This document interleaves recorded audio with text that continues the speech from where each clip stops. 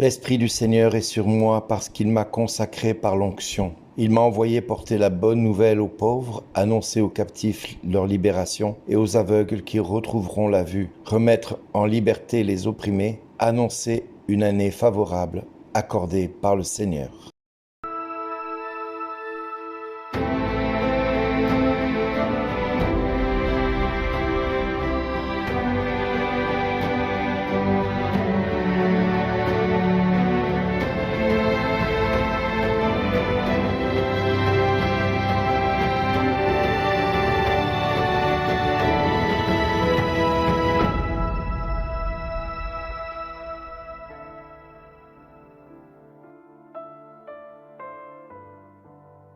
Bonjour les amis. Aujourd'hui, le texte de l'Évangile nous parle de Jésus qui revient en Galilée, conduit par la puissance de l'Esprit, et sa renommée se répandit dans toute la région. Il enseignait dans les synagogues, et lorsqu'il est arrivé à Nazareth, là où il a été élevé par Marie et Joseph, selon son habitude, il entra dans la synagogue et le jour du sabbat, on lui remit un livre pour faire la lecture. C'était celui du prophète Isaïe. L'Esprit du Seigneur est sur moi parce que le Seigneur m'a consacré par l'onction, etc., etc. Et Jésus referma le livre, le rendit aux servants et s'assit. Tous dans la synagogue avaient les yeux fixés sur lui. Alors il se mit à leur dire « Aujourd'hui s'accomplit ce passage de l'Écriture que vous venez d'entendre. » Tous lui rendaient témoignage et s'étonnaient des paroles de grâce qui sortaient de sa bouche. Alors longtemps, je me suis posé la question, qu'est-ce qui pouvait étonner les gens de l'époque et qu'est-ce qui pouvait rendre témoignage? Le fait d'avoir lu cette parole et d'avoir dit « Aujourd'hui s'accomplit ce passage de l'Écriture ». Mais c'est parce qu'il s'est passé un événement un peu particulier qui passe souvent sous silence en Église, comme certaines autres choses que j'y viendrai un petit peu après. Mais là, je vais revenir sur ce passage pour que vous compreniez bien que il y a de quoi se poser des questions à partir de ce moment-là pour le peuple juif. Parce que Jésus referma le livre, le rendit aux servants et s'assit. Et tous dans la synagogue avaient les yeux fixés sur lui. C'est bizarre, ça peut paraître étrange que tous avaient les yeux fixés sur lui. Est-ce le fait d'avoir lu le passage? Est-ce le fait d'avoir rendu le livre? Est-ce le fait de s'asseoir? C'est une question que l'on peut se poser. Mais il y a une réponse à tout cela. Il faut savoir que depuis la nuit des temps, depuis le prophète Moïse, dans toutes les synagogues, il y a un endroit particulier. Un endroit qui est destiné au Messie. Un endroit que seul lui doit occuper à un moment donné pour s'identifier comme étant le Messie, le sauveur des Juifs. Et cet endroit, c'est ce fameux siège sur lequel Jésus est allé s'asseoir. C'est pour ça que dans la synagogue, tous avaient les yeux fixés sur lui. Mais qu'est-ce qui lui prend? Pourquoi il va s'asseoir sur le siège du Messie? Et à ce moment-là, Jésus, qui voit leur interrogation dans leurs yeux, se mit à leur dire « Aujourd'hui s'accomplit ce passage de l'Écriture que vous venez d'entendre. » Comme pour marteler que le prophète Isaïe, ce qu'il avait annoncé, vient de s'accomplir devant leurs yeux, puisque lui prend le siège réservé au Messie. C'est merveilleux d'apprendre cela, c'est merveilleux de comprendre que le peuple juif a eu devant les yeux l'annonce par Jésus lui-même, en acte et en parole de qui il était, et bizarrement, ils vont tous, à un moment donné, vouloir le faire périr parce qu'ils n'accepteront pas son témoignage. Il lui rend des témoignages et s'étonnait des paroles de grâce qui sortaient de sa bouche. Oui, ce fut qu'un instant, parce que l'évangile de Luc nous parle juste un peu après qu'il voulut le faire périr et lui passant au milieu d'eux, s'éloigna d'eux. Mais il voulait le jeter d'un parapet qui était un peu élevé par rapport à là où ils étaient. Donc, nous voyons que vraiment Jésus vient d'identifier son identité de Messie. Et le Messie n'est pas n'importe lequel, c'est celui qui vient apporter le salut à Israël. Mais voilà, malheureusement, on en parle rarement dans les célébration eucharistique quand on lit cet évangile. Et c'est en allant en Israël où le guide que nous avons eu à un moment donné avec mon épouse, nous avons eu la grâce d'avoir un guide qui nous a expliqué ce fameux siège qui se trouve dans toutes les synagogues. Et c'est en entrant dans la synagogue de Nazareth que nous avons pu voir ce siège là où Jésus s'était assis.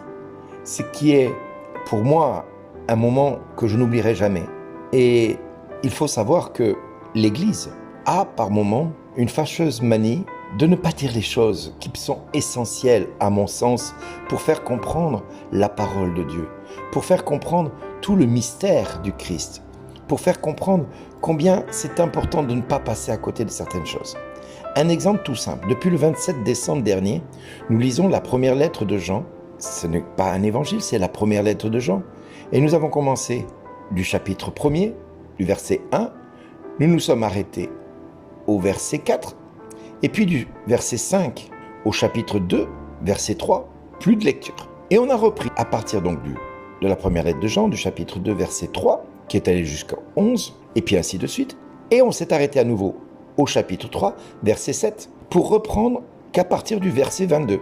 Et là, je me suis posé la question, mais pourquoi ces passages ont été enlevés dans la liturgie de la messe? Pourquoi nous n'avons pas lu les versets 6, 7, 8, 9, 10, 11, etc., jusqu'au verset 3 du chapitre 2.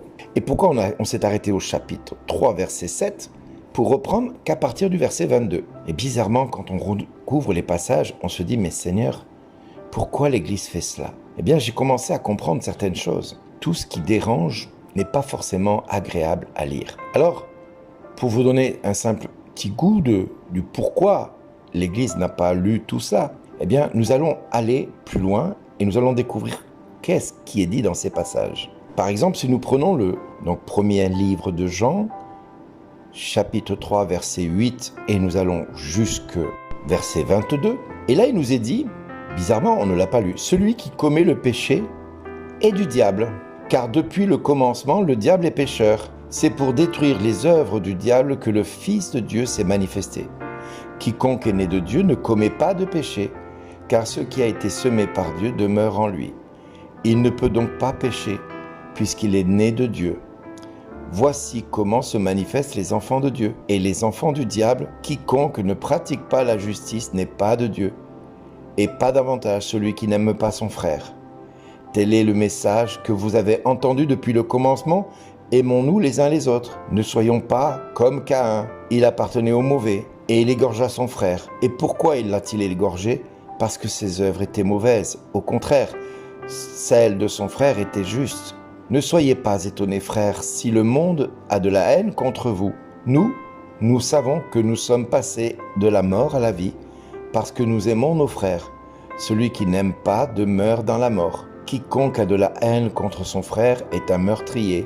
Et vous savez que pas un meurtrier n'a la vie éternelle demeurant en lui. Celui qui a de quoi vivre en ce monde, s'il voit son frère dans le besoin, sans faire preuve de compassion, comment l'amour de Dieu pourrait-il demeurer en lui? Petits enfants, n'aimons pas en parole, ni par des discours, mais par des actes et en vérité. Voilà comment nous reconnaîtrons que nous appartenons à la vérité, et devant Dieu, nous apaiserons notre cœur. Car si notre cœur nous accuse, Dieu est plus grand que notre cœur, et il connaît toutes choses. Bien-aimés, si notre cœur ne nous accuse pas, nous avons de l'assurance devant Dieu. Voilà. Et là, bizarrement, l'Église reprend le verset 22 que nous avons lu, ainsi de suite, dans les jours qui ont suivi. Mais tout ce qui parle du diable, tout ce qui parle du péché, tout ce qui parle de la condamnation, bizarrement, l'Église n'en parle pas. Alors moi, ça me pose question du pourquoi l'Église fait-elle cela?